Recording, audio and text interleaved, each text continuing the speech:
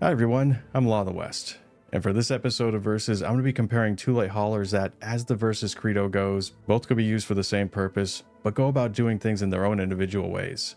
And those ships are the Cutlass Black and the C1 Spirit. At this point, a lot of ships can be broken down into groups of 2 or 3 that have been purpose-built to be direct competitors for one another. For example, you have a trio of ships like the Constellation, the Corsair, and the 400i.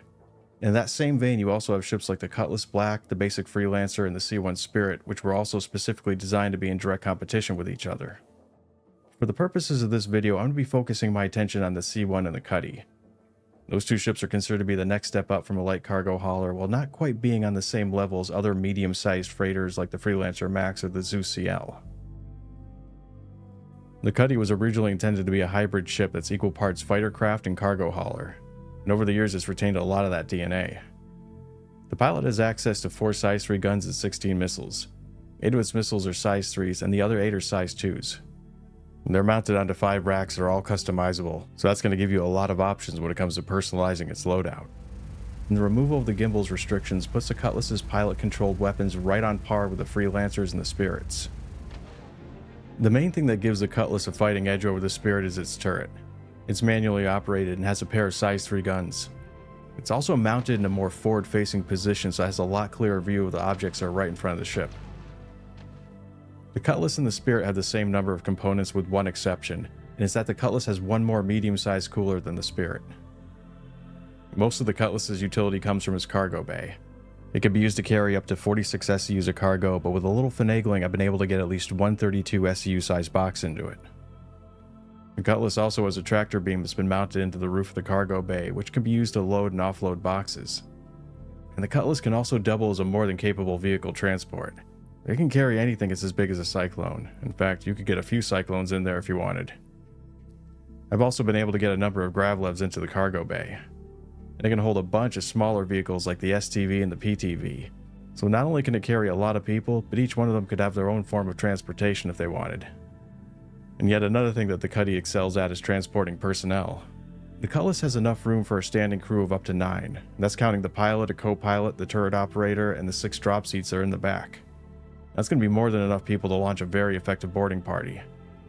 You could also use its bunk beds as additional seating, and that could bump up its maximum number of crew from 9 up to a total of 11. You could even keep pushing that number by putting 7 PTVs in the back, and that would give you an additional 14 seats to work with.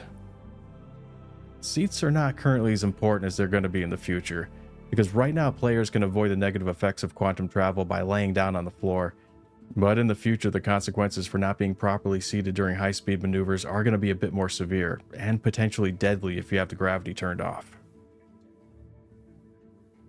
So why would you want the Cutlass over the C1 Spirit? The Cutlass has a lot more utility when it comes to what type of missions you can use it for and what kinds of things you can do with it.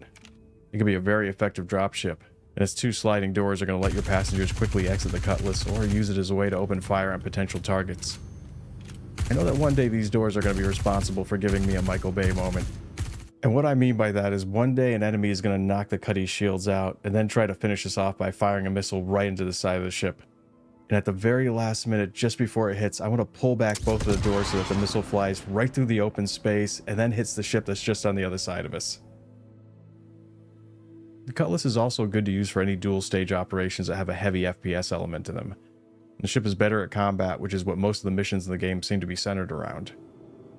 The Cutty's turret gives it an extra level of aggressiveness that pushes it over the top when compared to the Spirit or the Freelancer.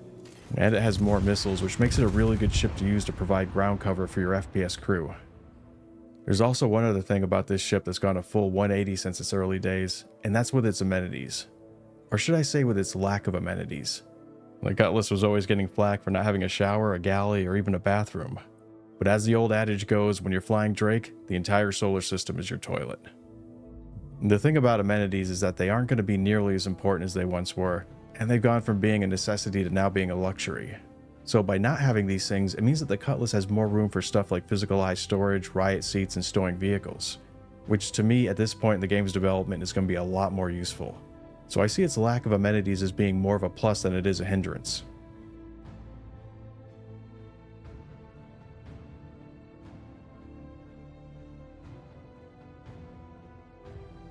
The C1 Spirit is the cargo hauling variant of the Crusader series.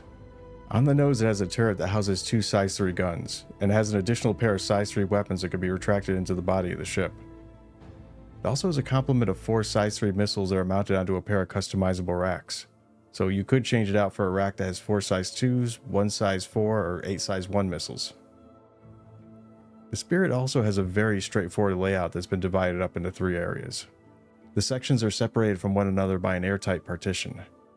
The front of the ship is a dedicated flight deck / habitation room. It's got a couple of beds which both have an overhead storage compartment. It has a full bathroom and a modestly sized food dispensary. And along the other wall it has 2 armor lockers and a weapons rack. In that last segment I said that amenities are a luxury and not a necessity. But I'd also rather have them than not have them, especially if they've been woven into the design of the ship in a way that doesn't affect the cargo bay or its hauling capacity. And that's exactly what they did with the Spirit. The middle part of the ship is used for component storage. The important thing about this is that it lets you service the components in an airtight environment. This is going to be handy for a number of reasons, especially if any of the other 2 sections have been compromised in some way. It has another airlock in the back of the Spirit that separates the cargo hold from the outside of the ship, and it's big enough to store a small vehicle like the STV or the PTV. And all along the wall are several more components lockers. This is also the C1's only entrance and exit.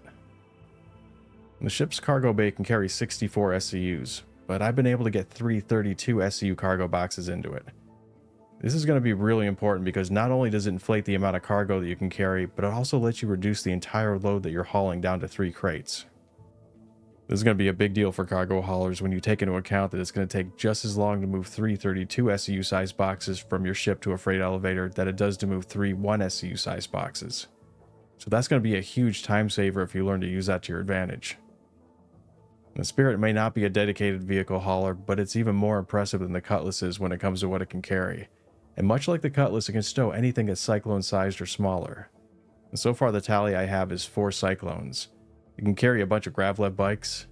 It has room for 4 rocks, and technically it can hold a couple of Rock DS's. It can even hold several Furies. You can also park a lot of STVs and PTVs in it. So when it comes to vehicle storage, whatever the Cutlass can hold, the C1 can hold either an equal amount or more. So why would you want the Spirit over the Cutlass? For starters, it's more of a dedicated cargo hauler than the Cutlass is. And if that's what you're looking for, then this would be a lot more ideal choice for you to make. Instead of having an extra turret, it has a tractor beam, which is a bit more useful than the Cutlass's because it can move along a track, which gives it a lot better visibility above the ship. It can come in handy when you're moving crates from one ship to another, or if you're offloading freight from a derelict, or any time that you find yourself moving boxes in a zero-G environment. The C1 is also very sleek, while the Cutlass is more bulbous. It retains a lot of the hallmarks that distinguishes a Crusader ship from the other manufacturers, and its aerodynamic design is going to glide through the atmosphere instead of having to brute force your way through it like the Cutlass does. As players progress through the game, they're eventually going to come to a point where they'll start looking into getting their first medium-sized ship, and of course they're going to want to know what their options are going to be. The Cutlass Black, the Standard Freelancer, and the Spirit C1 are the 3 most logical choices to look into if you're shopping around for your first medium-sized multi-rolled vessel. The Cutlass and the Spirit are going to be equally capable when it comes to doing any of the kinds of missions that you're going to be coming across that are going to require you to have something that's a bit more capable than your average small ship can provide. It's just that the Cutlass is going to be better at doing the combat portions of them, while the Spirit's going to be better at hauling away all the goodies that you're going to be getting. So to summarize this comparison, the Spirit is a lot more impressive hauler. It can not only carry more cargo, but also more vehicles. It can easily load and unload 3 of the largest cargo crates that the game has to offer. Its tractor beam is a lot more useful. It's going to have a better flight mechanic in an atmosphere, and it has a better living situation for the crew. While the Cutlass is a better personnel transport, it's more aggressive, it has a better overall weapons and missiles loadout.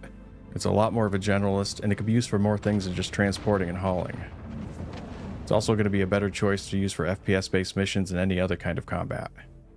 And as I said in the beginning of this video, the Cutlass Black, the Spirit C1, and the Freelancer are all meant to be competitors.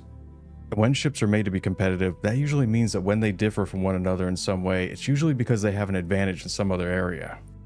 So they may not all be equal when it comes to their maneuverability, storage space, or weapons, but each one will have some kind of trade-off that makes it better in one particular area over the others. And as they continue to balance these ships, they're going to keep these ideas in mind to bring them closer together while allowing them to retain some level of individuality. The way CIG put it, the Cutlass is for the Drake enthusiasts who want to do Drake stuff with it. while the Freelancer is for the more practical working class, and the Spirit is going to be geared towards people who want to haul their cargo in style. And although there's a lot more to it than that, it's still a pretty good summary of how they stack up against one another. Well, that's going to be it for this episode of Versus. I've been your host, Law of the West. Thanks for watching, and take care.